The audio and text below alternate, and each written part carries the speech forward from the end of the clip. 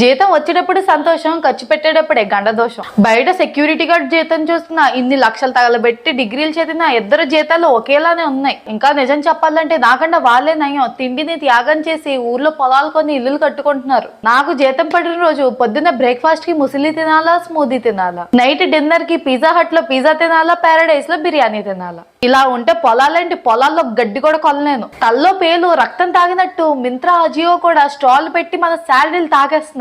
Salary credited అని notification వస్తేనే చాలు ఈ ఆన్లైన్ షాపింగ్ యాప్ చుక్చుకు రైలు బండి లాగా నోటిఫికేషన్లు వచ్చేస్తాయి.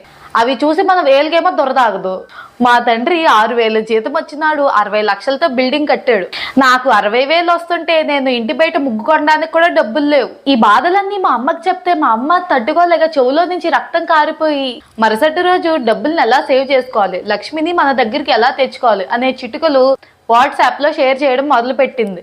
అవి ఎప్పటి నుంచి అయితే పాటించడం మొదలు పెట్టానో వచ్చే 2 రూపాయలు కూడా ఎగిరిపోతుంది. సంవత్సరానికి ఒకే ఒకసారి శాలరీ పెరుగుతుందని ఎదురు చూస్తే పక్కన నుంచి ఖర్చులు కూడా ఆకాశాన్ని అందేస్తుంది. సరే ఇలా పనులవ్వట్లేదని మా ఫ్రెండ్ అడ్వైస్ తీసుకుని స్టాక్ మార్కెట్ లో ఇన్వెస్ట్ చేయడం మొదలు పెట్టాను. మంచి ముహూర్తం చూసి 4,000 పెడితే 400కి పడిపోయింది.